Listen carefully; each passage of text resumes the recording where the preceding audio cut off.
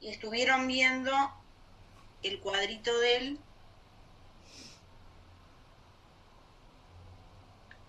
Se me deja compartir.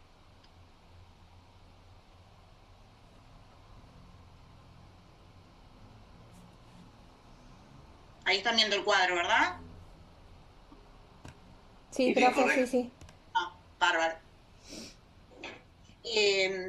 Vieron que estamos estudiando todos los elementos para que podamos llegar a determinar la responsabilidad civil, ¿no? Estamos en el proceso de asignación de responsabilidad civil. Y así hemos ido estudiando elementos estructurales como el daño, el hecho dañoso, y los elementos funcionales que son la relación de causalidad y la relación de atribución.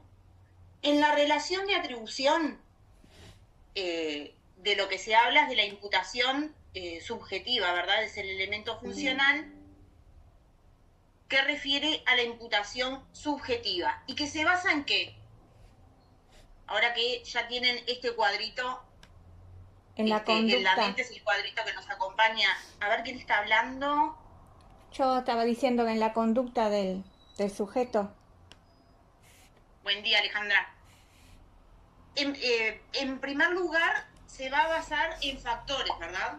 La relación de atribución, el elemento funcional de la responsabilidad civil, se va a basar en factores. Y los factores son criterios objetivos o subjetivos, ¿verdad? Que nos van a llevar a determinar, o sea, va a ser la base nuestra para determinar la responsabilidad del sujeto asignado por la norma. Y uno de esos factores o de esos criterios, dos mejor dicho, van a ser subjetivos y van a tener en consideración la conducta del sujeto. Es decir, que primero tenemos relación de atribución, los factores de atribución en los que se basa esa relación de atribución, objetivos, subjetivos, dentro de los subjetivos la culpa y el dolo, y dentro de los objetivos la garantía y el riesgo. ¿Ah? Ese va a ser nuestro esquemita. Hoy vamos a entrar específicamente al estudio de cada uno, de la culpa, del dolo, de la garantía y del riesgo. Pero voy a precisar de ustedes, más o menos para ubicarnos en el tema, porque como ya saben lo que es la relación de atribución, navegaron un poquito por lo que son los factores, si me pueden contestar en base a los criterios que vieron con el profesor para graduar la responsabilidad civil, qué elementos necesitamos, ¿verdad?, para esa graduación de la responsabilidad civil, tanto para los criterios objetivos como subjetivos. ¿Qué es lo que me determina que un sistema sea más objetivo o subjetivo para asignar responsabilidad? ¿Qué les parece?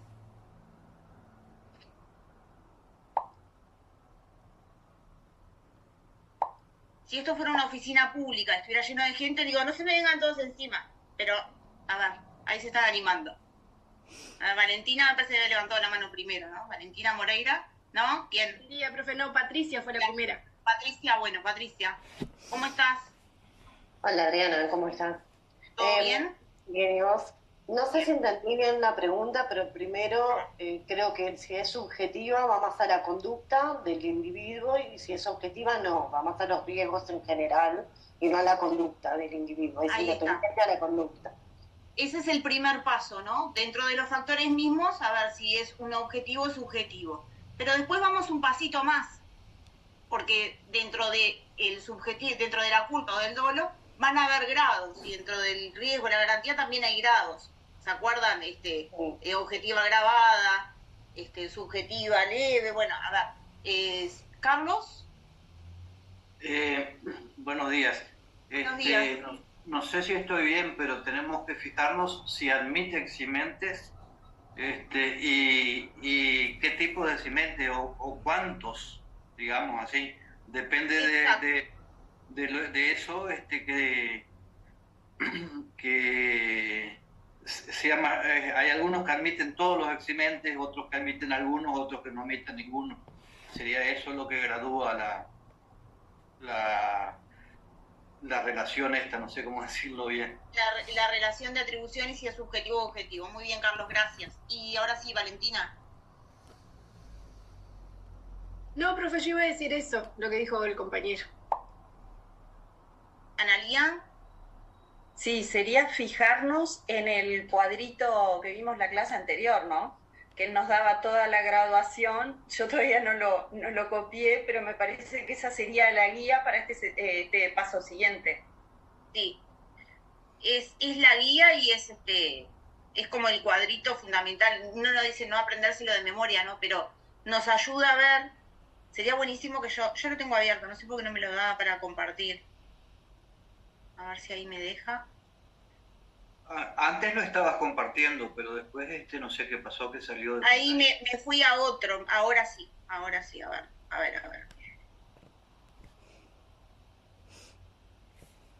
Compartir este cuadrito, ¿verdad? Vieron la clase pasada.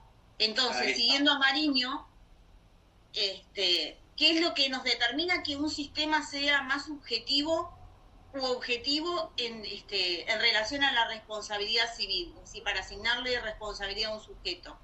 La admisibilidad o no de las eximentes de responsabilidad. ¿Ah? Y en base a las eximentes que se admitan, vamos a estar, dependiendo de si es objetivo o subjetivo, en la objetiva absoluta, agravada u ordinaria, y en la subjetiva agravada, ordinaria o atenuada. Y ahí no les voy a repetir yo lo que dice el cuadrito, van a ver, según el factor de atribución, las eximentes de responsabilidad que se admiten, ¿ah? Y los ejemplos que ya los deben haber visto también con el profesor. Así. Y esos son los grados de la responsabilidad civil. ¿Ah? Cuando ustedes les pregunten los grados de la responsabilidad civil, va a ser esto, la respuesta. Y ¿qué pasa en el derecho de daños, en la historia del derecho de daños? ¿Por qué nos referimos a, bueno, si un sistema de responsabilidad es más subjetivo o más objetivo? Porque, como dijimos, en el sistema subjetivo se va a estar a la conducta del sujeto designado en la norma como responsable. Entonces, si yo tengo que analizar la conducta del sujeto, ¿verdad? Cómo se desempeñó, cómo ocurrió ese hecho dañoso, qué conducta tuvo, va a depender, o sea, el amparo a la víctima va a depender de si el sujeto se ajustó o no a la diligencia. Y si el sujeto se ajustó a la diligencia y lo prueba, se exonera de responsabilidad, ¿verdad? No puedo atribuirle la responsabilidad y por lo tanto la víctima queda sin reparación. ¿Ah? En cambio, en el sistema de responsabilidad objetivo, ocurrido el hecho dañoso y verificado el responsable que me asignó la norma de acuerdo a ese hecho dañoso que se verificó, ahora vamos a poner ejemplos. El responsable responde. No tengo que demostrar con qué conducta actuó. Él responde, va a responder. ¿Y por qué? Porque lo dice la norma. ¿Qué es lo que me determina a su vez que un sistema sea subjetivo u objetivo y el hecho dañoso sea verificado, haga responder o no al sujeto en base a la conducta? El sistema legislativo. Es el legislador el que decide cuando el sujeto responde por la sola verificación de ese hecho dañoso o no. Analía. Ahí sería el caso del 1324, el que habíamos dado de animales y animales salvajes, que por un tema de política legislativa no se iba a eximir porque era responsable por los animales. Ahí está, ese es un caso, el 1329, ¿no? A ver si no. 1329, 1329.1. El 1329.1. A los efectos del artículo anterior se consideran... Sí, 1329. No, nunca está de más. Y el 1328. Y el 1328 el animal es responsable del daño. Ok. Perfecto. Siempre esto no solo para esta materia, sino para que se vayan acostumbrando con todas. Cada vez que tengan, mismo en el cuadrito de Hugo o en los textos que lean, cada vez que tengan una norma citada, vayan al código, ¿no? Vayan a la fuente, por más de que la tengan transcrita en el libro o lo que sea, vayan a la fuente, porque así es la forma de que se vayan habituando al código, que cuando terminen, ahora ustedes tienen 5 años, nosotros teníamos 6, pero cuando se reciban van a decir, ¿cómo me aprendí todo esto? El Código Civil, de Comercio, el penal. Pero es un proceso que tienen que ir sumando normas. Y no hay nada mejor que ir directamente a donde está escrito. Y códigos actualizados. Los que tengan impresos siempre o descargados directamente de INPO o actualizados, aunque sea una versión estudiantil. ¿Antonio? Buen día, profe. No, yo quería hacer nomás una acotación a los usos que, por ejemplo, el accesimiento de responsabilidad, en la practicidad de las demandas, en las prácticas, ¿no? Cuando uno presenta la demanda, casi siempre, yo he visto bastante demandas donde hay un abatimiento por culpa de la víctima, ¿no? Claro, bastante. Esa es una de las causas, pero vamos a verlo el lunes. Eximentes, específicamente, vamos a verlo el lunes. Y claro, en un sistema subjetivo, donde se tiene que analizar la diligencia o la conducta del sujeto, se admite también la culpa de la víctima, ¿verdad? Y el clásico ejemplo es la persona cruzando en mitad de la calle y que es atropellada por un vehículo, ¿no? Pero vamos a donde estábamos para que todos sigamos el Eximentes el lunes. Entonces, ¿por qué es importante esto de un sistema subjetivo o objetivo? Por el amparo que mayor o menor que pueda tener la víctima del daño. Y hay sistemas que son objetivos, que vamos a verlos más al final, pero por ejemplo en derecho de ambiente, ¿verdad? El sujeto constatado el daño responde, no importa qué diligencia empleó. En relaciones de consumo, también tenemos en el artículo 34 responsabilidad objetiva.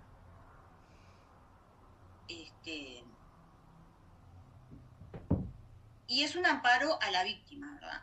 Otro ejemplo, en accidentes de tránsito, en el seguro obligatorio de automotores.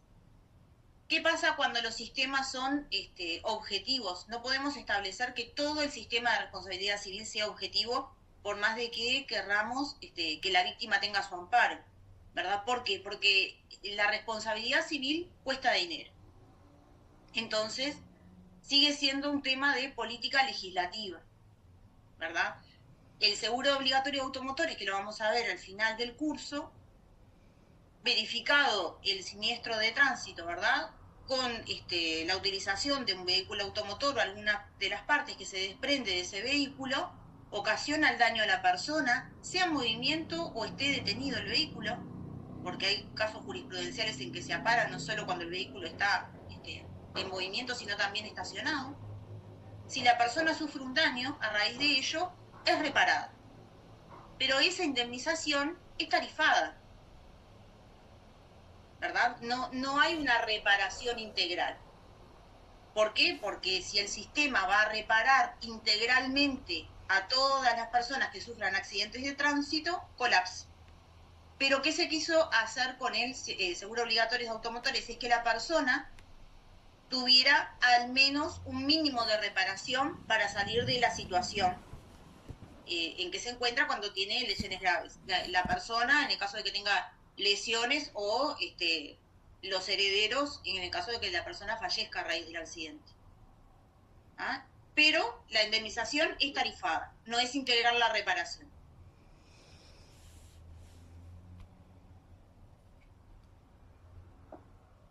¿Estamos todos hasta acá? Sí, ¿Vamos comprendiendo? ¿Sí? Sí.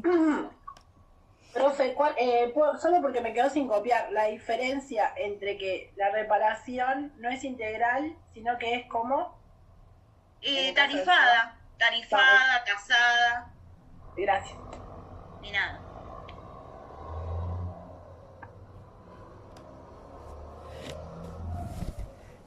Bueno, entonces vamos a entrar a los factores de atribución en específico.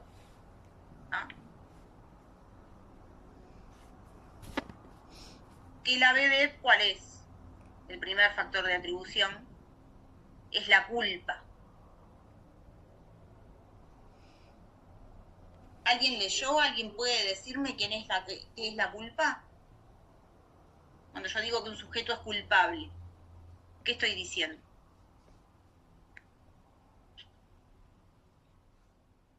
¿Qué les parece? ¿Qué es responsable del hecho de María Eugenia, a ver, María Eugenia levantó la mano. Que no actuó con la debida conducta que establece el sistema jurídico. Exacto, que no actuó con la diligencia del buen padre de familia. ¿Ah? ¿Y se acuerdan en qué norma está previsto? 1344. En el 1344 tenemos parte, porque el concepto de culpa, ahí está. El concepto de culpa lo vamos a construir con el 1344, el 1319 y el 1310.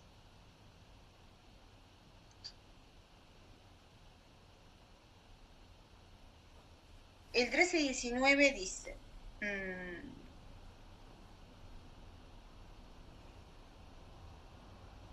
todo hecho ilícito del hombre que causa a otro un daño impone a aquel por cuyo dolo, culpa o negligencia ha sucedido la obligación de repararlo. Inciso primero. Cuando el hecho ilícito se ha cumplido con dolo, esto es con intención de dañar, constituye un delito. Cuando falta esa intención de dañar, el hecho ilícito constituye un cuasi delito. En uno y otro caso, el hecho ilícito puede ser negativo o positivo según el deber infringido consista en hacer o no hacer. Y ahí nos vamos al 1344, porque ahí nos dice qué se entiende por culpa. Se entiende por culpa la falta del debido cuidado o diligencia, y esta puede ser grave o leve. Sea que el negocio interese a una sola de las partes, ya tenga por objeto la utilidad común de ellas, sujeto al obligado a toda la diligencia de un buen padre de familia, esto es, a prestar la culpa leve. Esta obligación, bueno, eso sigue el artículo ahí, pero el 1344 lo tenemos en sede de responsabilidad contractual. El 1319 en sede de responsabilidad extracontractual. Y el 1310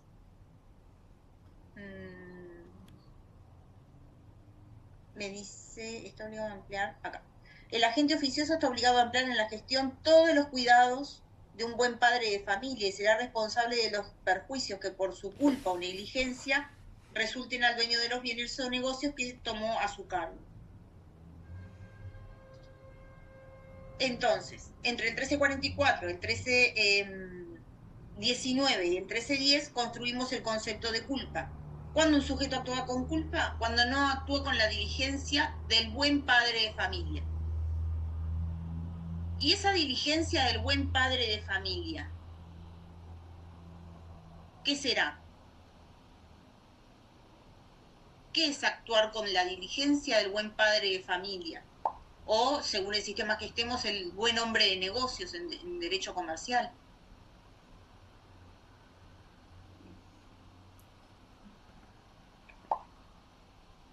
A ver si alguien sabe. ¿Patricia? Y es en abstracto en comparación a un hombre medio, en verdad. ¿Cómo actuaría el hombre medio? Me hace acordar de las obligaciones de edad, esto. Eso, ¿cómo actuaría en comparación al hombre medio? Lo tenés que, es en abstracto, en verdad. Lo tenés que abstraer. Ahí está. ¿Carlos? Sería actuar con los cuidados necesarios. Y como dice la compañera, sí, está relacionado a los cuidados de un hombre medio, sí. Para mí está bien lo que dijo ella. O sea, complemento con lo que dijo ella. Bien, gracias.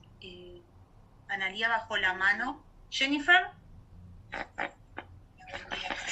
Buen día. Parece re importante lo que dijeron los compañeros, principalmente el tema del hombre medio, porque por lo que estuve estudiando en Mariño, eso es importante porque vamos a ver el tema de la conducta y ver qué se espera de esa persona. Porque después, más adelante, cuando se entre en la clasificación de daño a la culpa que vemos en pericia, ahí vemos una conducta, porque se espera una conducta de un profesional, pero acá no es tal cual como dijeron los compañeros, un hombre medio, razonable, atento, prudente, pero no una conducta profesional, porque también eso es re importante, porque bueno, es lo que se espera de la persona y si no lo cumple, ya puede pasar a configurarse dolo. Entonces, me pareció importante. El dolo ya es cuando tiene intención, ¿verdad? La culpa, ahora vamos a ver, está bien lo que estabas diciendo, de que en algunos casos se puede, puede haber un actuar no debido, de acuerdo profesionalmente. ¿Analía? Sí, que el sistema jurídico nos pone una conducta estándar, que es la diligencia del buen padre de familia, como, o sea, sería como a partir de esa, que se cumpla o no se cumpla, es que se va a dar el requisito de la culpa, ¿no? Bien, gracias, Antonio. Por ejemplo, profe, sería un estándar media variable, se dice, ¿no?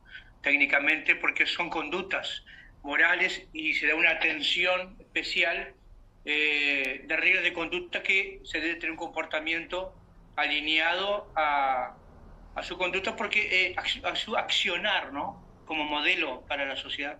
Claro. O sea, son, yo sacaría lo de morales.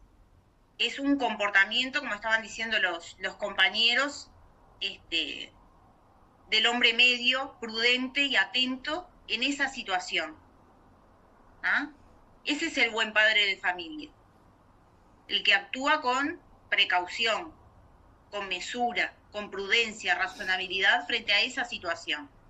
¿Ah? Es un hombre atento. Y como bien había dicho Patricia, en nuestro sistema esa diligencia se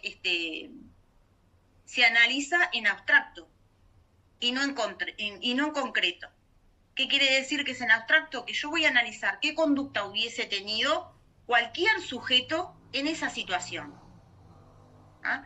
Si fuera a analizar la culpa en concreto, analizaría qué conducta hubiera tenido que tener el sujeto designado como responsable en esa situación de acuerdo a sus circunstancias.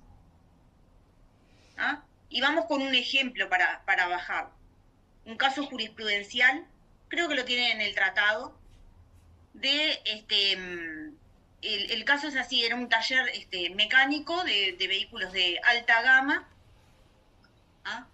Que tenía todas las medidas de seguridad que uno podría prever. Tenía la cortina metálica, tenía cámaras adentro y afuera del recinto, eran unos muros como de 8 metros, ¿verdad? O sea, casi, si tuviéramos al hombre araña diríamos, bueno, puede llegar a entrar por los techos, pero en este caso tenía las medidas de seguridad requeridas para un taller mecánico de esa magnitud, ¿verdad? Para esos vehículos. ¿Qué pasa? Se roban, ¿verdad? Los ladrones logran ingresar al taller y roban un vehículo de alta gama.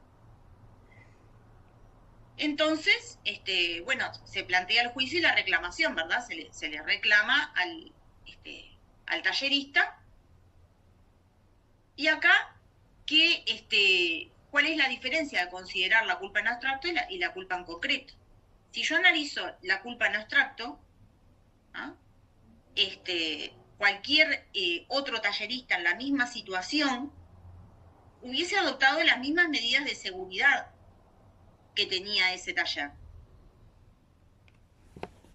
Ahora, si yo voy en concreto de que era un taller de alta gama, que tenía vehículos, tendría que haber tenido cerca eléctrica, o sea, exigirle por tener los vehículos de alta gama mayores medidas de seguridad, tendría que haber ido a la culpa en concreto. Y en este caso se adoptó justamente el criterio de la culpa en abstracto, es decir, se consideró cualquier otro, la generalidad, ¿verdad? En ese sentido es más beneficioso para el designado como responsable, porque si el designado como responsable demuestra que adoptó la diligencia de buen padre de familia en esa situación media, esa diligencia media, se exonera de responsabilidad. ¿Se entiende? Entonces, la culpa, cuando un sujeto actúa con culpa, cuando no actúa con la diligencia de buen padre de familia. Esa diligencia de buen padre de familia se analiza en abstracto. Cualquier sujeto en esa situación, sin considerar las circunstancias particulares de ese sujeto. ¿Ah?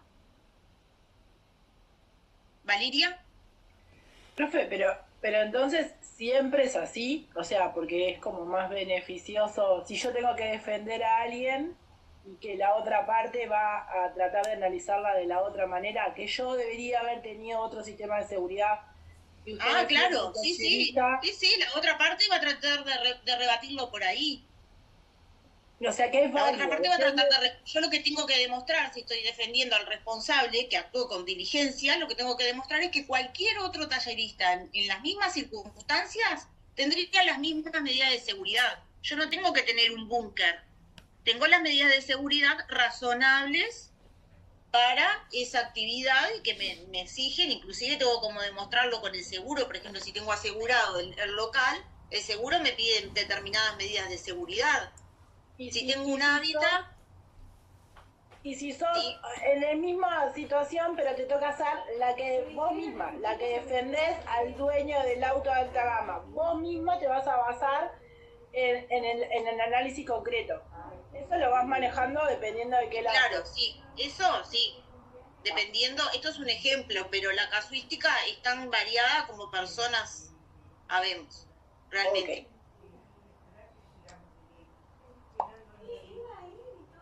Patricia. A mí me queda una duda del inciso 2 del artículo 1344. Cuando dice, aunque regulándose por un solo principio, es más o menos extensa según la naturaleza del contrato. O sea, esto, según lo pactado por las partes, puede variar.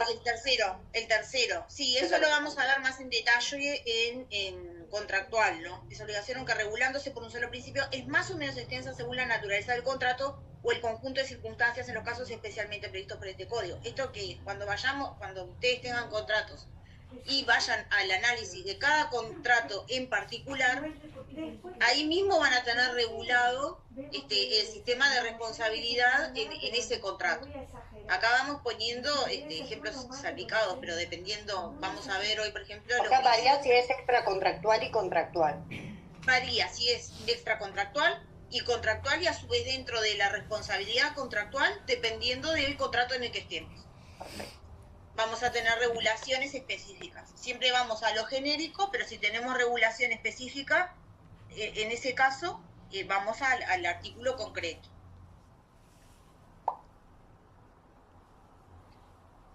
Bueno, muy bien. Entonces, llegamos al concepto de culpa y la diferencia de la culpa en abstracto y en concreto. Después tenemos categorías de culpa. Dentro de la culpa, vamos, Antonia, ¿le quedó la mano levantada o...?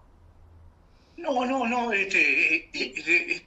sería interesante un planteamiento que tengo, por ejemplo, una demanda que he visto, ¿no?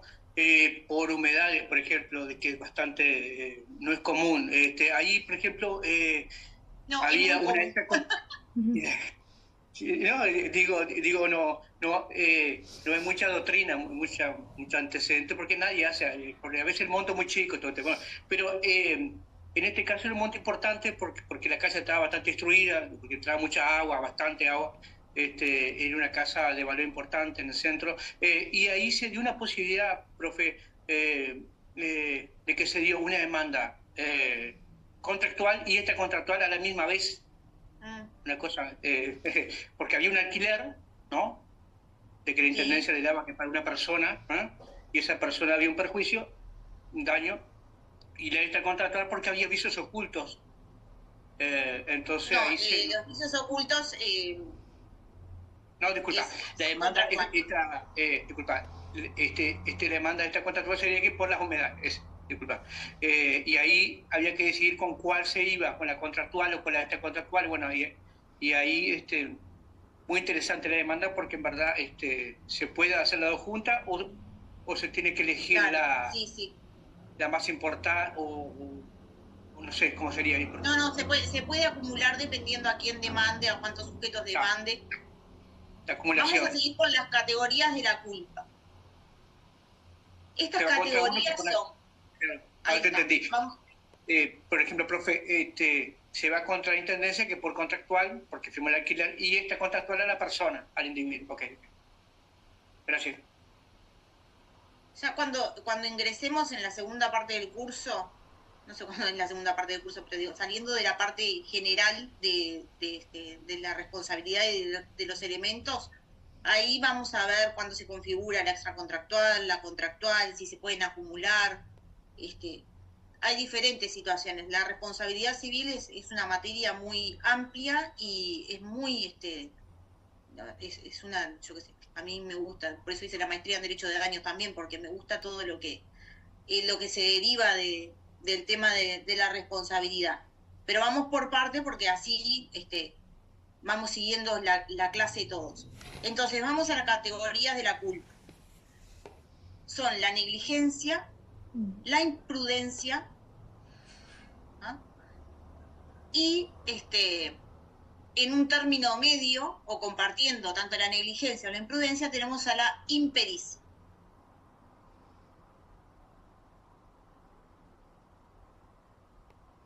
La negligencia se va a vincular a la desidia o a la falta de atención del sujeto, ¿verdad? Es una desatención o descuido, puede llegar a ser un olvido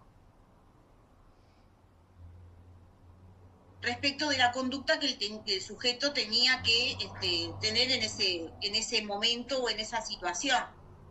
Ejemplo, voy en un cruce de las calles, la intersección de las calles, y no disminuyo la velocidad, o no veo el cartel de ceda al paso o el de pare, me distraje. No miré para los dos lados, era una calle que venían vehículos de los dos lados y me distraje. ¿Carlos? Profe, ayer justamente me pasó una situación personal donde hubo negligencia por parte de un conductor.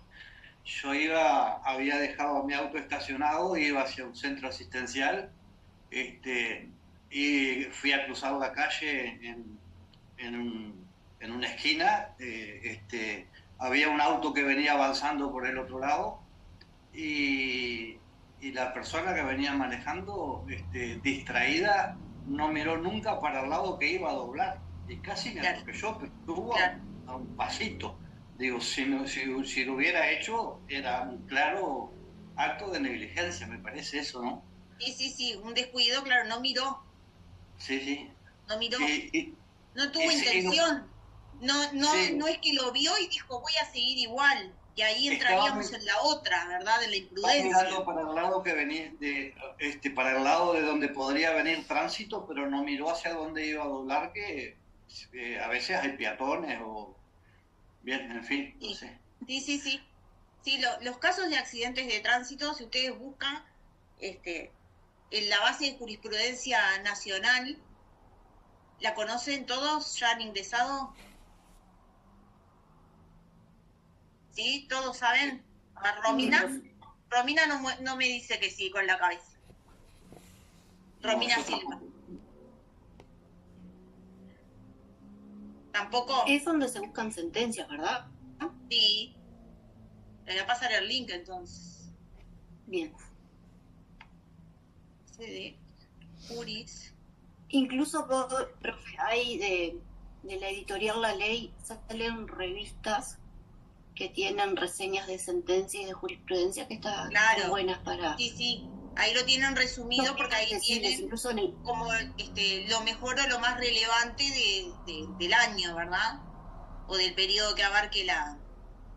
Están buenas porque, por ejemplo, buscas un caso concreto, yo que sé, un accidente de tránsito por tal cosa o una responsabilidad contractual, y ahí está como resumida, y después puedes buscar en el buscador ponen lo que quieran, accidentes de tránsito, culpa, negligencia, entonces le van a desplegar y ahí pueden elegir por casos de la Suprema Corte de Justicia o de los tribunales de apelaciones en lo civil, en la materia que estamos dando nosotros, y ahí les van a aparecer sentencias y cómo trata la jurisprudencia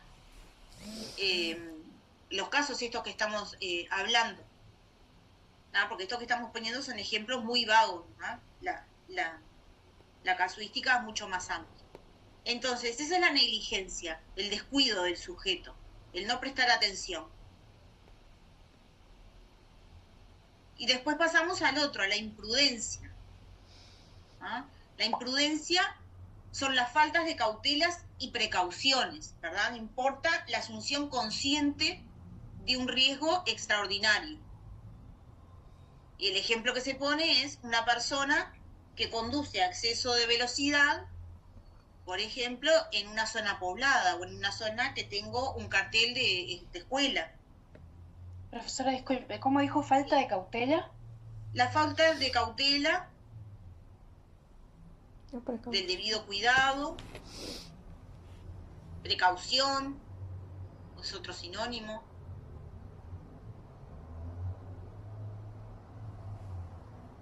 Gracias. ¿Verdad? En la imprudencia hay una especie de, ya voy enseguida, hay una especie de asunción consciente del riesgo, ¿verdad? O sea, no tengo ni siquiera la intención de causar un daño, pero voy igual, soy imprudente, voy igual y lo hago. Yo sé, hay un cartel de escuela, pero voy a 80. No quiero atropellar a ningún niño, pero está dentro de las probabilidades. Valentina. No, perdón, profe, que le interrumpí, que en realidad precaución no sería la falta de precaución. La falta de precaución y de las debidas cautelas. No, lo que pasa es que la compañera quería saber solo la palabra. Ah, está. Por eso yo decía precaución. No, está bien. No, si tuvo precaución. Claro. No, porque ahora vamos a ir al presupuesto de la culpa, pero vamos a terminar de ver las categorías. Entonces, negligencia, imprudencia y después la impericia. Que la impericia no es una categoría independiente. Puede haber impericia por negligencia o por imprudencia. La impericia refiere a la falta de la diligencia en el accionar profesional. ¿Ah? Es la diligencia que se debe tener en el actuar profesional, perdón, se me trancó la lengua, y que el sujeto no sigue con esos estándares o conductas que debe tener como profesional, ¿verdad? Ejemplo, yo soy escribana y abogada también, porque no tenía nada que hacer y seguí estudiando. Demora mucho el trámite del título, entonces uno se termina enganchando y el derecho como que una cosa que uno nunca va a... Y después ingresé en la aspirantía y bueno, seguí, y acá me tienen. Pero, ¿qué les iba a decir? Como profesional, como escribana, tengo determinados deberes de conducta, ¿verdad? Que debo asumir para realizar un negocio jurídico. ¿Verdad? Tengo varios clientes que adquieren y venden vehículos, ¿verdad? Por ejemplo. Entonces, yo como escribana tengo el deber de advertirle a la persona de que tanto cuando enajena como compra vehículos, bueno, la diligencia a mí me dice que hay que sacar certificados para que la persona compre sin deudas, sin embargos, sin multas, de que tengo que analizar los títulos, hacer un estudio de títulos para determinar que quien viene a vender hoy tiene legitimación, ¿verdad? Es el vendedor, es el propietario del vehículo, o el promitente vendedor tiene legitimación para prometerlo en venta. Tengo determinadas deberes de diligencia. Que ustedes me podrán decir, bueno, hay gente que compra sin certificados, hay gente que compra sin que le venda al dueño, perfecto, pero si van a un profesional, el deber y la diligencia del profesional hacen que yo tenga que explicarle todo eso al cliente, ¿verdad? También en una relación de consumo, porque la actividad profesional es una relación de consumo, que puede implicar responsabilidad profesional. Y bueno, yo tengo esos deberes. Si yo no digo nada, si el cliente me dice, bueno, yo voy a comprar igual, no me importa si tiene deuda, esto y lo otro, es un tema del cliente. Pero yo como escribana actué con la diligencia que me señala la profesión, los estándares de la profesión. ¿Se entienden? Entonces, si yo no explicara todo eso, O le hago comprar un vehículo a mi cliente por no sacar un certificado registral, que el que me viene a vender hoy no es el titular, que había un título en el medio, había otra enajenación y no era efectivamente el titular. Estoy actuando con impericia, ya sea por negligencia, por no tener el debido cuidado en sacar los certificados, o por imprudencia. Bueno, no le pido los títulos, no saco el certificado, no le pido los títulos, que venda y compre como quiera, ¿verdad? Eso como que no se condice con un actuar profesional.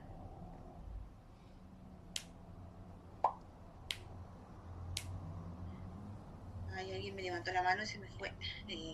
Jennifer. No, profe. ¿Está bien decir de que en realidad solo tiene función en el ámbito de la responsabilidad contractual, justamente por el tema de que se requiere esa pericia profesional? Bueno, porque sí, podría, eso sí. Y como es excluyente y solo en el ámbito contractual, me generó la duda.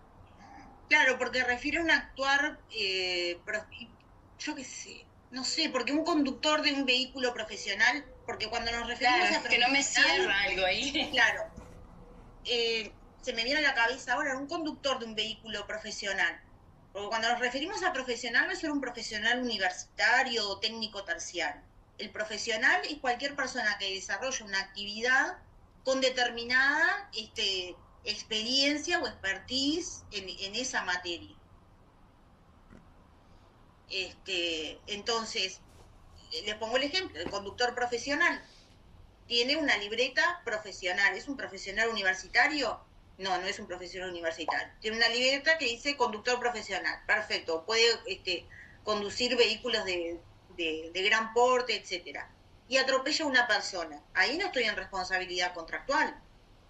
Ahí es responsable por responsabilidad extracontractual. No tenía un contrato previo con el sujeto que atropelló. Y puede haber impericia porque no actuó con la diligencia que se le debe exigir a un conductor profesional. Claro, es que por eso buenos días en la ruta, ¿no? Basta andar con la ruta. Es que me sonó muy raro. Entonces yo pensé, digo, bueno, capaz que profesional es porque es solo universitario o algo así. No. Por eso me quería sacar la duda.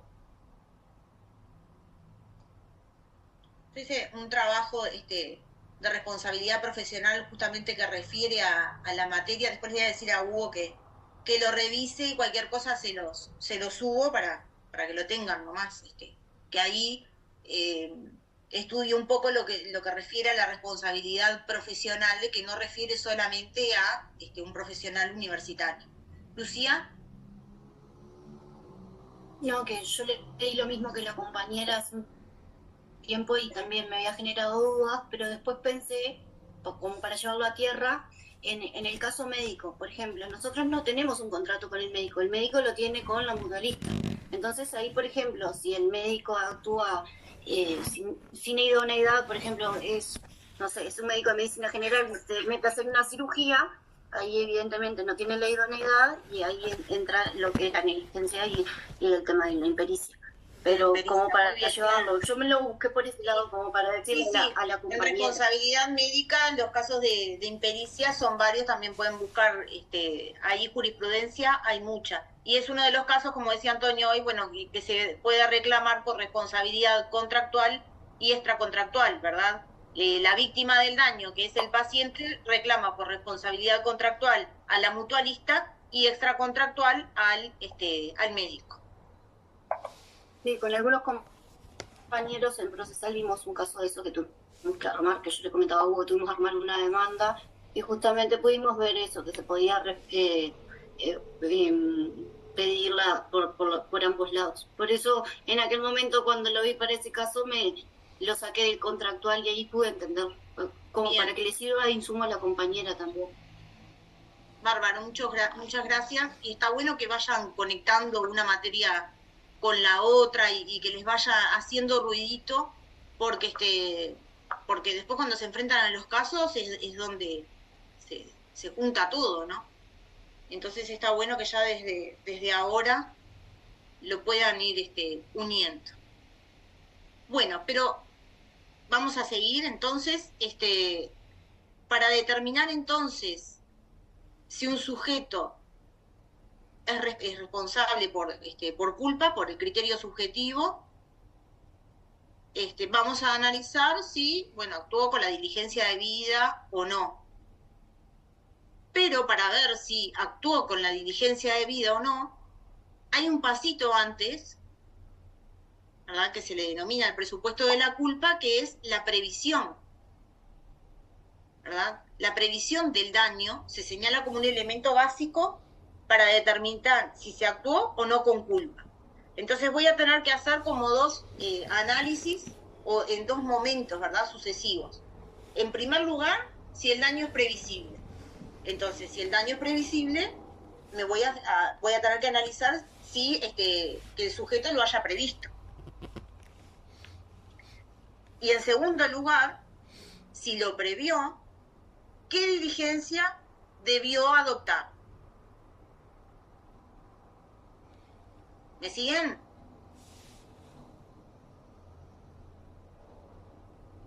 Es decir, en primer lugar, si el daño era previsible, porque si no era previsible, ¿qué conducta de previsión le voy a exigir al sujeto?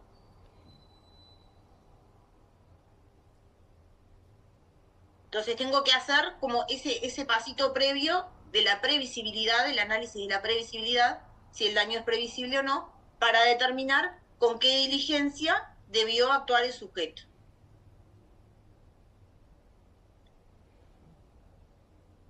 Y voy a meter un poco el acelerador, ¿por qué?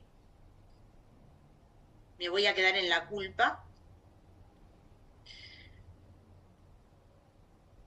Pero también, bueno, perdón, sí, Patricia. Perdón que no levanté la mano. También si no es previsible, si irrumpe ese daño, digamos, también tiene que hacer todo para que finalice ese daño, digamos, tiene que actuar de determinada manera para que cese. Claro.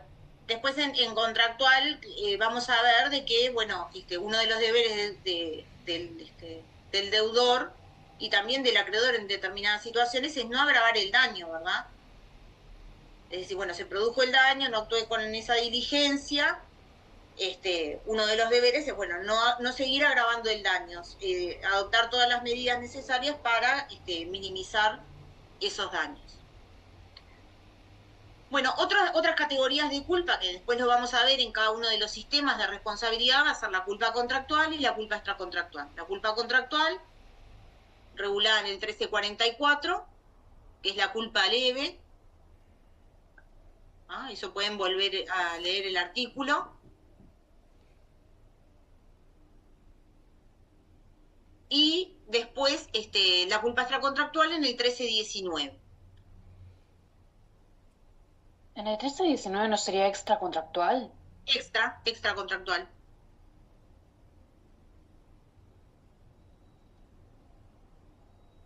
No sé quién me preguntó porque se me fue la imagen.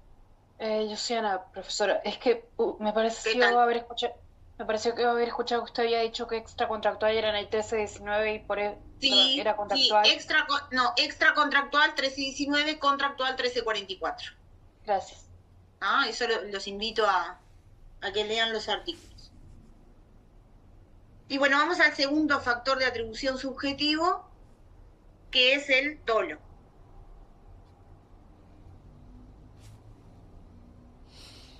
¿Qué es el dolo? ¿Alguien sabe?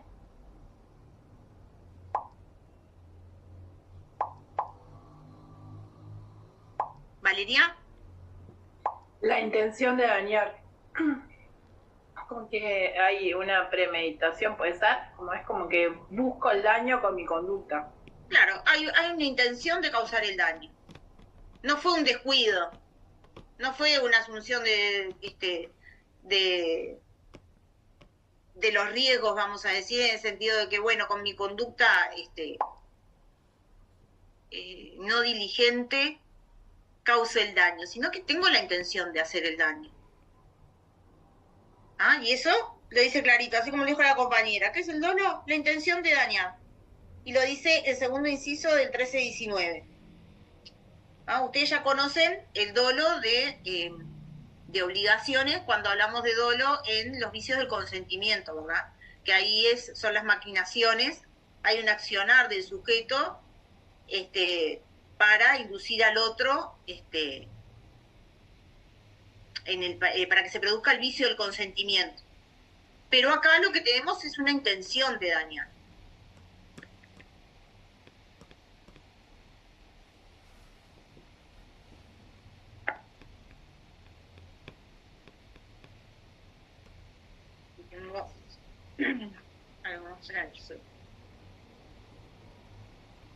Ese es el dolo en la responsabilidad contractual. Ejemplos de dolo, ustedes dirán en extracontractual, ¿qué ejemplos podemos tener o cómo lo bajan? Bueno, en el 1331 del Código Civil se toma en consideración si los sujetos actuaron o no con intención. Vamos a leerlo porque sí. Y tiene una consecuencia si se actúa con dolo, ¿no? Porque dice, si un delito ha sido cometido por 2 o más personas, cada una de ellas responde solidariamente del daño causado. No es aplicable esta regla cuando el daño proviene de cuasi delito. Sus autores responderán proporcionalmente. Es decir, que si actúan con dolo, van a responder solidariamente. Todos responden por el todo. Si demuestran que no actuaron con dolo, ahí responden proporcionalmente, cada uno por el daño causado.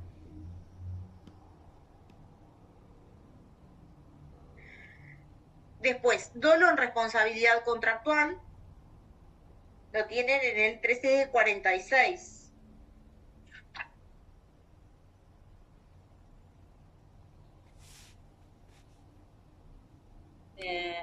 Dice, el deudor no responde sino de los daños y perjuicios que se han previsto o podido prever al tiempo del contrato, cuando no ha provenido de dolo suyo la falta de cumplimiento de la obligación.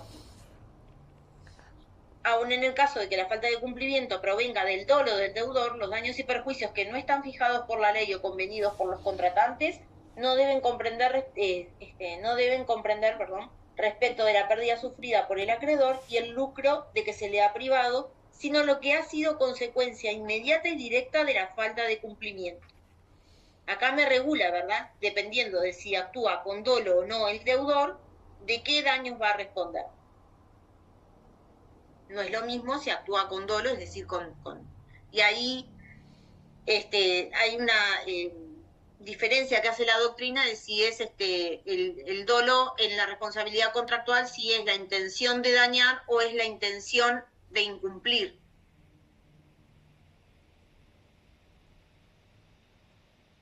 Pero la mayoría de la doctrina se refiere al dolo como la intención de dañar.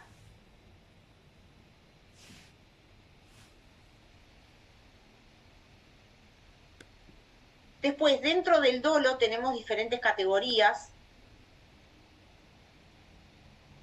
que son el dolo directo, el dolo eventual, y uno que está en el medio de la culpa y el dolo, que es la culpa con previsión o representación.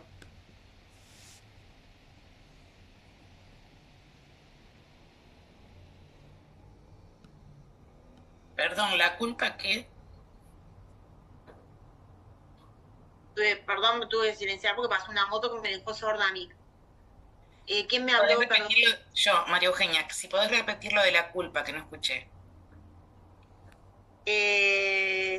La culpa con previsión o representación. Con previsión. Está en el medio de la culpa y el dolo eventual. El dolo directo es cuando el sujeto actúa para producir el daño. Directamente el sujeto tiene la intención de dañar o de ocasionar un daño. Ejemplo de dolo en la responsabilidad podemos tener en el SOA, ¿verdad? Cuando el sujeto actúa con dolo, cuando la víctima, ¿verdad?, actúa con dolo, creo que es el artículo 6, o el 7, que habla de que no es indemnizable ese daño. Es una de las pocas causas de exclusión que tiene el de no indemnización del SOA. Si el sujeto actúa con dolo, no se indemniza. Y sería el caso, como les había puesto Hugo, el ejemplo de la película Carancho, de Ricardo Darín, ¿verdad? El amigo que se tira delante de los autos para después poder lograr una indemnización, ¿verdad? Ocasionar el daño intencionalmente.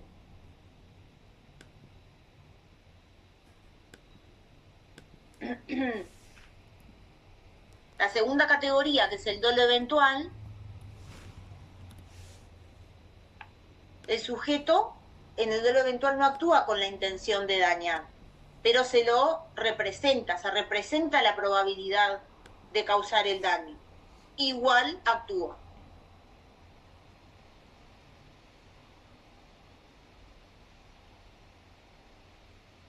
¿Lo puede repetir, por favor, profesora? Sí, del dolo eventual. En el dolo eventual el sujeto no actúa con la intención de dañar, es decir, no es el dolo directo, ¿verdad?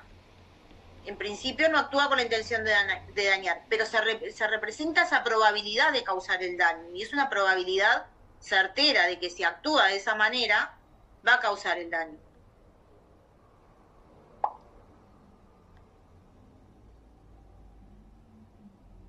Gracias. De nada. Profe, una pregunta. ¿No sería como imprudencia eso que estamos viendo ahora, el dolo eventual? Y vieron que las categorías como que se pueden llegar a mezclar, pero no, porque en la imprudencia yo no tengo ninguna intención de causar el daño. Yo, no sé, hoy me levanté, vi el auto que tenía la rueda del auto media floja, y dije, salgo igual, no pasa nada. Pero no tengo intención, se sale la rueda, fue imprudente.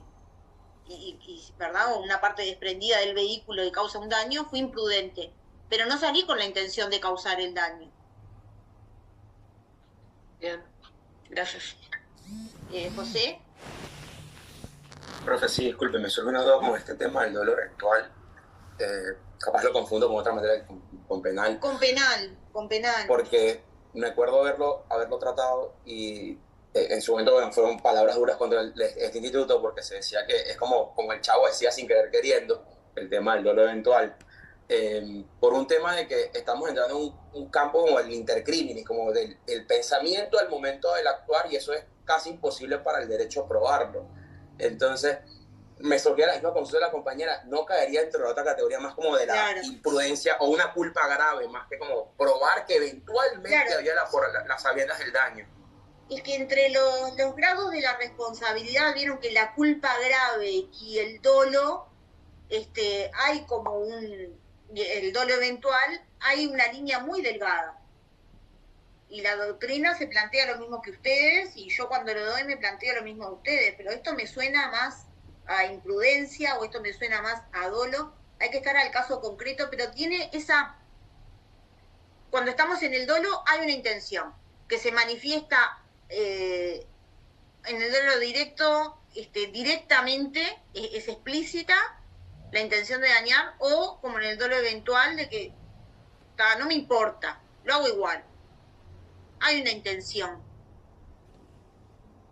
Entiendo, profe. A mí lo que me pasa es que, por lo menos, o capaz un poco cerrada mi idea, que la intención siempre la probamos en base a la acción. Entonces, después decir como, tú tuviste, a pesar de que tuviste tú no tuviste la intención, no demostraste la intención, pero la asumiste mentalmente. Entonces, me parece como para el derecho casi imposible probar eso. Claro que sí. Va a haber que estar al caso concreto, y las intenciones son muy internas, ¿no? Y estamos en el ámbito subjetivo totalmente. Hay que recurrir a varios elementos o a varias herramientas para poder en un juicio determinar si el sujeto actuó con dolo eventual o actuó con culpa grave. Maximiliano.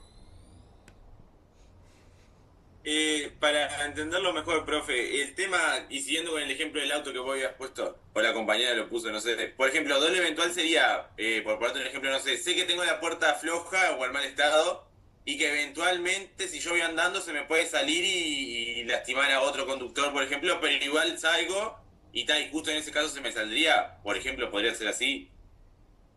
¿Pero usted tiene la intención de dañar?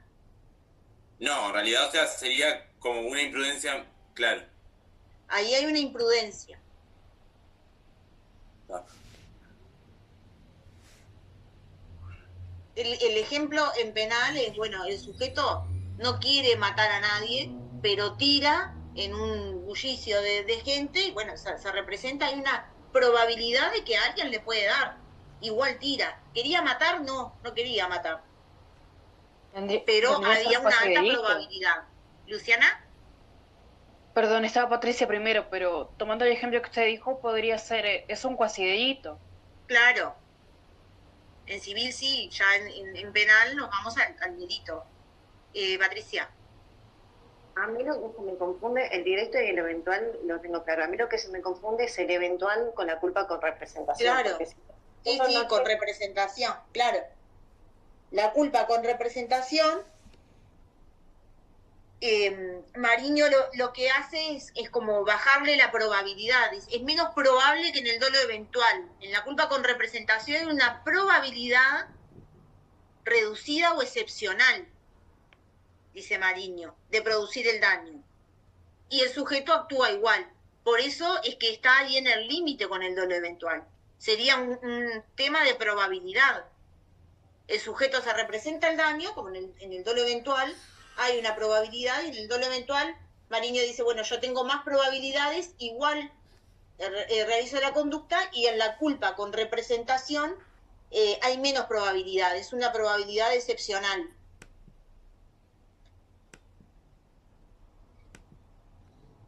Entonces, profe, ahí se mide por las probabilidades del caso concreto. Claro. Esa diferencia entre el dolo eventual capaz que es más común que se me salga la rueda del auto, como decías, que a que se me caiga la puerta y choque a alguien, y le pegue a alguien. Capaz que hay más probabilidades que se me salga la rueda que... Uno ve todos los días, por ejemplo, imprudencias yo que ando mucho por la ruta, no sé, motos, dos o tres personas o dos personas cargando, no sé, una cocina en una moto. O tablas que van de un lado para el otro, y las personas tienen la intención, ¿van con dolo? No van con dolo, no quieren hacer intención, no quieren hacerle daño a nadie, no tienen para pagar un flete y van exponiéndose ellos mismos a su seguridad y a los demás. Son imprudentes, totalmente, pero no salen con la intención de dañar, de causar el daño.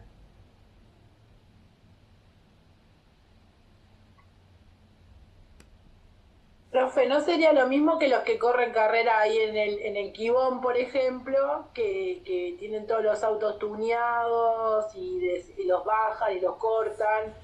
Que en el caso, ahí ya se podría ver otra cosa, ¿no? Porque no sé cómo se puede presumir ahí cuando modifican los autos para que sean más rápidos o... Sí, ahí hay hasta condiciones antirreglamentarias, ¿verdad? Las luces... Ejemplos de dolo, anótense, normativa en materia de seguros. Ahí tienen las motos,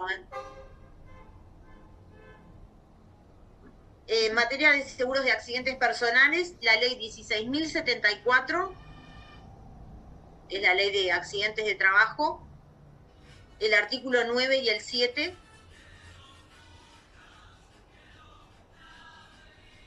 En el artículo 7 van a ver que es la indemnización que se da en el caso de un accidente de trabajo, está tarifada. Pero si se prueba que el empleador actuó con dolo, la persona o sus herederos no tienen derecho a la reparación integral del daño. No solo a lo que me estableció el baremo, sino a la reparación integral.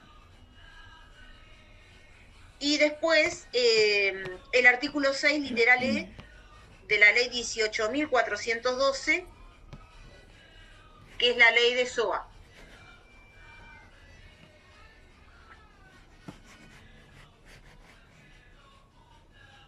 ¿Llegaron a anotar todo? ¿Qué artículo dijo, profe, de la ley de SOA? De SOA, el artículo 6, literal E.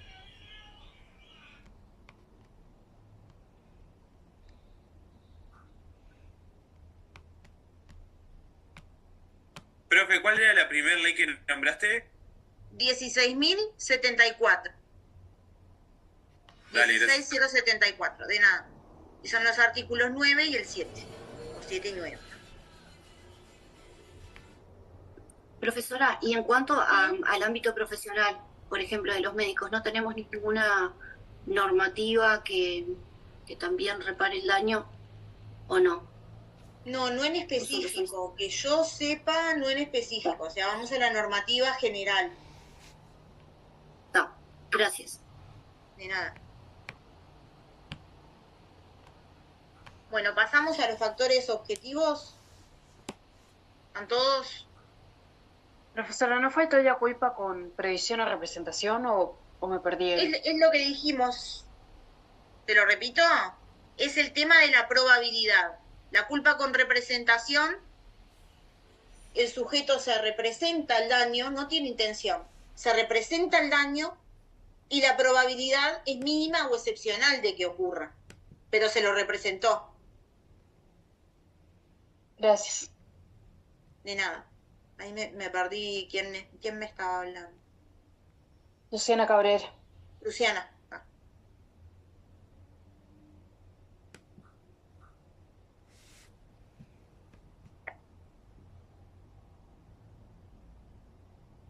Vamos al riesgo, ¿te parecen? Factores de atribución, objetivos, riesgo y garantía. Vamos a entrar en el riesgo. Dijimos que los factores de atribución objetivos son aquellos establecidos en la normativa que nos dice que verificado el hecho dañoso, el sujeto responde. No entro a analizar la conducta del sujeto. El sujeto responde. Se verificó el daño, responde. Voy a tener que buscar en la normativa quién es el sujeto responsable, ¿no? Y ahí me lo va a decir, por ejemplo, en la ley de relaciones de consumo, me va a decir si es el proveedor, el importador, el fabricante, pero ya la norma me tira directo, el sujeto responde. Es bien objetivo. ¿Cómo surge la teoría del riesgo? Porque en un principio, bueno, en el principio de los principios la responsabilidad era objetiva, ¿verdad? Pero después se fue hacia una responsabilidad subjetiva, teniendo en consideración la conducta del sujeto.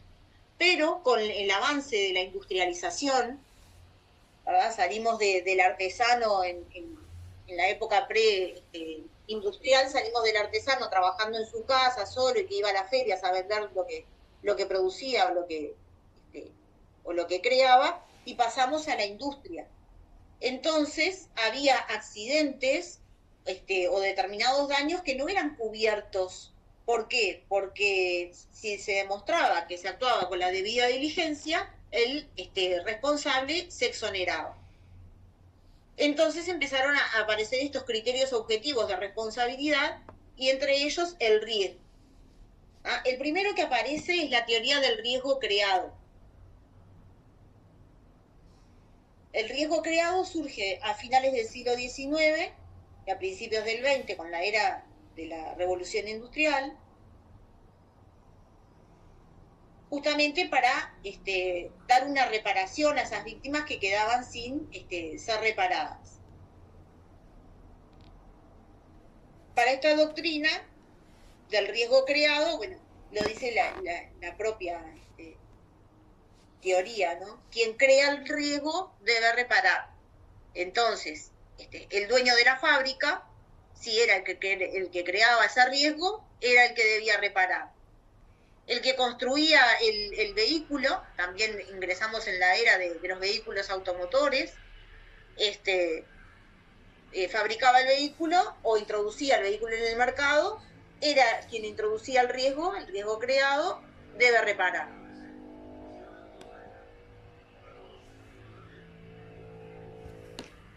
Pero con la evolución se dieron cuenta también de que, bueno, hay riesgos que la sociedad asume y admite, ¿verdad? La sociedad admite los vehículos automotores porque da más agilidad para el transporte, para desplazarse, ¿verdad? Es un riesgo que la sociedad asume y está contesta. Entonces, no podemos hacer responsable a todos los fabricantes de vehículos por los accidentes que se generen, por crear el riesgo. Entonces, una forma de limitar ese criterio objetivo es con la aparición del riesgo-beneficio.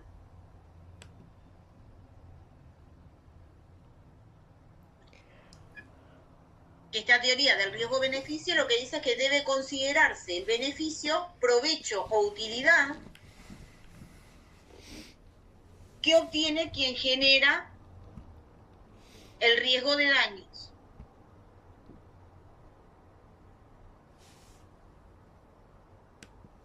Ahí como que lo achican un poquito y dicen, bueno, no solamente el que creó el riesgo, porque, bueno, el riesgo lo admitimos todos. Mejor vamos al riesgo-beneficio, el que genera, el que tiene un beneficio por la introducción de ese riesgo.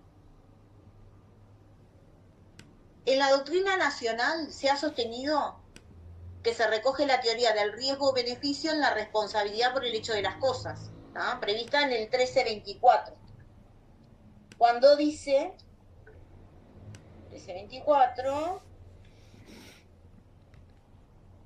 cuando dice, hay obligación de reparar no solo el daño que se causa por hecho propio, sino también el causado por el hecho de las personas que uno tiene bajo su dependencia, o por las cosas de que uno se sirve o están a su cuidado. Ese giro, o por las cosas de que uno se sirve, es lo que la doctrina entiende que recoge nuestro derecho, la teoría del riesgo-beneficio.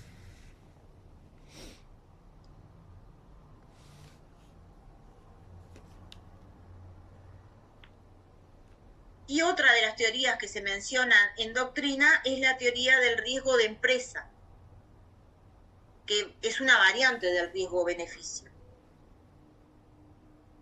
Y se desarrolla en función de la actividad económica desarrollada en la empresa, en la sociedad, ¿verdad? Y el fundamento del factor de atribución en esta teoría es la verificación de que, bueno, el sujeto tiene una actividad organizada y desplegada en forma profesional, con ánimo de lucro, por medio de la introducción del riesgo.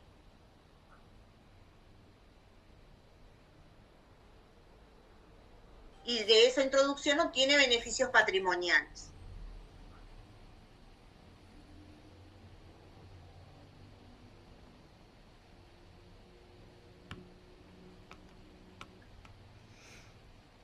Y bueno, y la previsión del riesgo en nuestro derecho, ya le digo, la doctrina sostiene que en el 1324, en ese giro de las cosas que se sirve, no solo se responde de las cosas que uno tiene a su cuidado, sino también de las cosas que uno se sirve, sería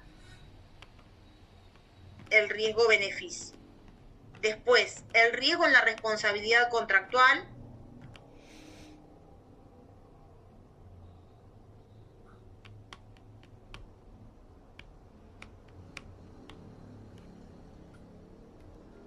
Va a haber que ir al caso concreto y tiene que haber una previsión expresa de la norma. Lo tenemos regulado expresamente en extracontractual.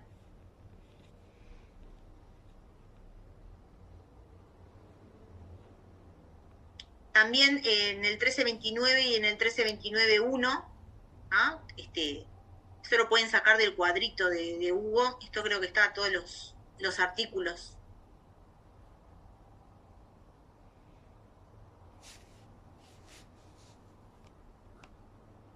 Sí, el 1329 y el 1329.1 están acá, en la objetiva absoluta.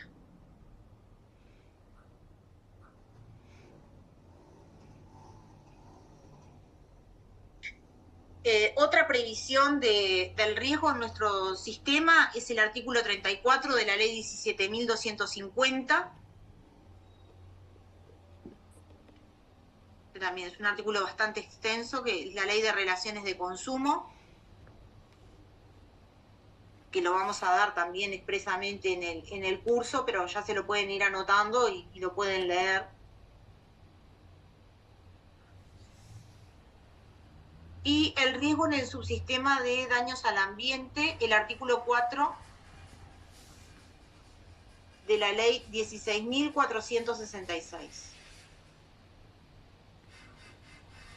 ¿Verdad? Allí está expresamente previsto que quien causa un daño al medio ambiente responde objetivamente por los daños causados.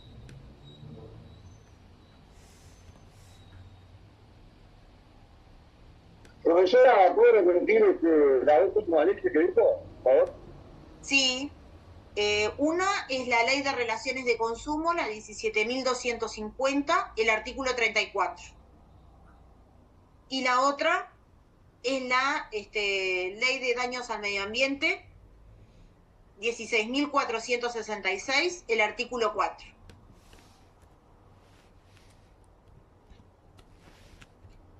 Gracias. No, de nada.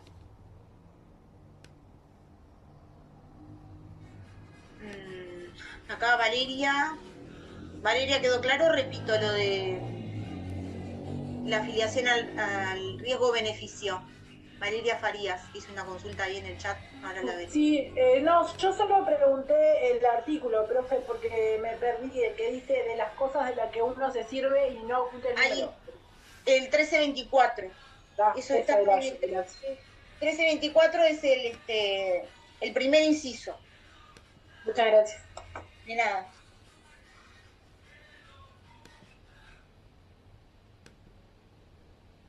Víctor, a Víctor no le quedó muy claro, me parece, el tema del riesgo-beneficio.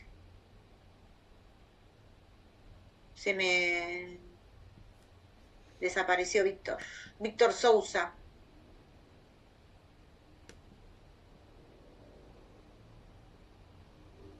¿Se fue? Bueno, estas son teorías, no es para que se lo aprendan de memoria, sino que en la evolución del derecho de daños, bueno, cuando se empiezan a aplicar los criterios objetivos, otra vez se va a una objetividad absoluta y después como que se va graduando, ¿no? Por eso la introducción del riesgo creado, del riesgo beneficio, del riesgo de empresa. Y la teoría, Josefina, la teoría del riesgo de empresa, es como que está dentro del riesgo-beneficio, ¿no? Lo único que se va a determinar es que, bueno, que el sujeto tiene una actividad organizada, el sujeto que introduce el riesgo tiene una actividad organizada, obtiene una retribución por ello, rendimientos, y es que y ese es el fundamento por el cual debe responder. Bien, y usted había dicho que no tiene beneficios patrimoniales, ¿puede ser? No, al contrario, tiene. ¿Tiene? Bien. Es una empresa. Eso no me había quedado claro. Bien, gracias. De nada. Bueno, y el último factor de atribución objetivo es la garantía.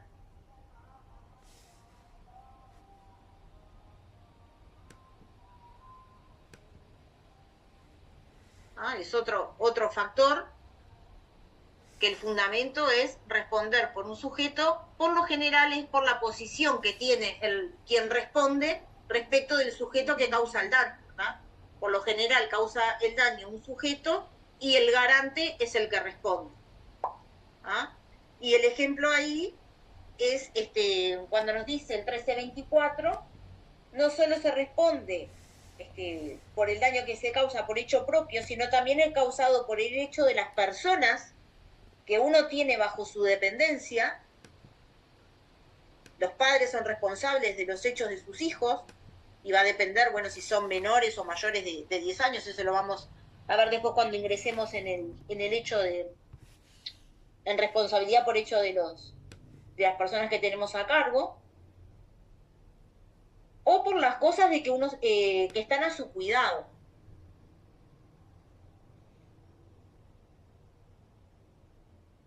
Y ahí vamos a entrar en la responsabilidad por el hecho de las cosas. ¿Por qué responde el sujeto? Bueno, el factor de atribución acá es la garantía. ¿Por qué va a responder? porque tienen determinada relación que la ley considera que en virtud de esa relación, ya sea con las personas o en las cosas que tienen a su cuidado o bajo su dependencia, debe responder. Son criterios legislativos.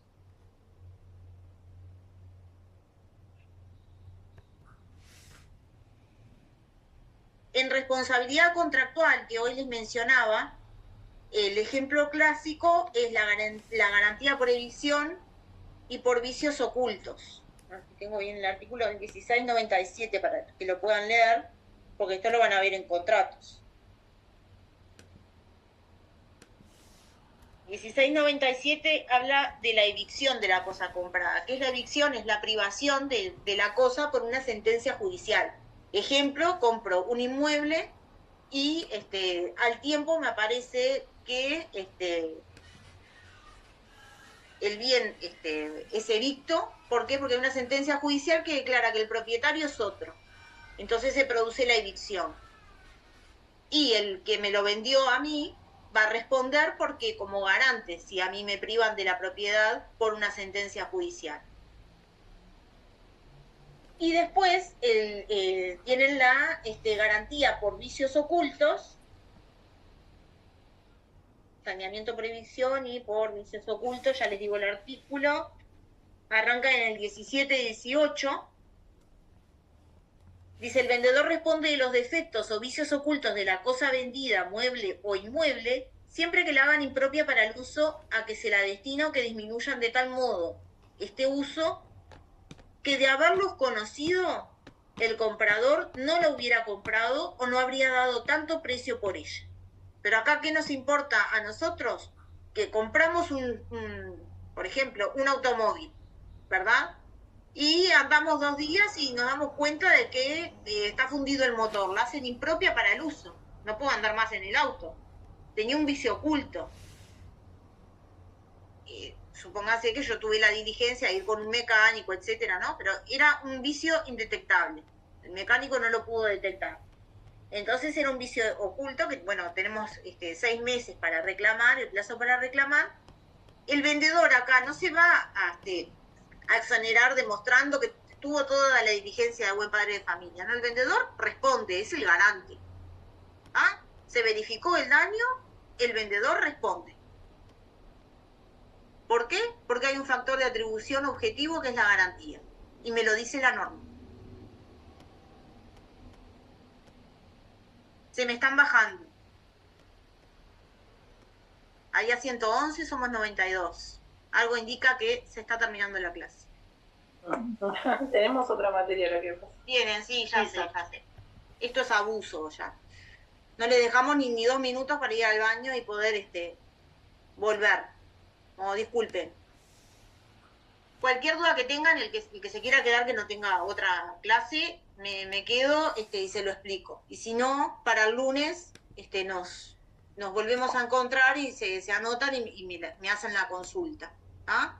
Cuídense, se viene Santa Rosa, así que a guardarse tempranito. Gracias, profe. Bárbaro, gracias por la clase. Carlos. Sí, profe, una pregunta sobre el próximo tema, creo que era eximente, ¿verdad? Eximenta de responsabilidad, eso también lo pueden estudiar de Mariño, en el tratado está clarísimo, lo pueden encontrar como también en Gamarra. ¿Hay algún apartado en Mariño que se llame? Porque lo estoy buscando y no lo encuentro. Causa extraña o caso fortuito, perdón, en Mariño está como caso fortuito. Ah, bien, gracias. Porque una de las cosas que vamos a ver es justamente que hay una unidad del caso fortuito, fuerza mayor, causa extraña, se le denomina diferente en diferentes ámbitos, pero hay una concepción unitaria. Bien, gracias. De nada. Valeria. Sí, profe, solo porque me perdí, pero no importa, después yo lo estudio, pero las teorías. Teoría del riego. Teoría del riego creado.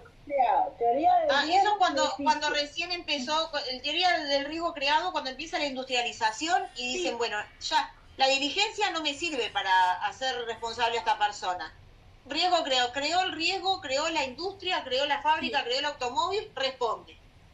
Sí, después se graduó esa objetividad y dice, no, mejor vamos a hacer responsable a los que al riesgo de riesgo-beneficio. ¿Verdad? Quien obtiene un provecho por esa actividad, por la introducción del riesgo. Y la tercera, que estaría dentro, no sé, la doctrina la toma como independiente, pero podría estar dentro del riesgo-beneficio, que es la teoría del riesgo de empresa, que desarrolla la actividad de una forma organizada y profesional.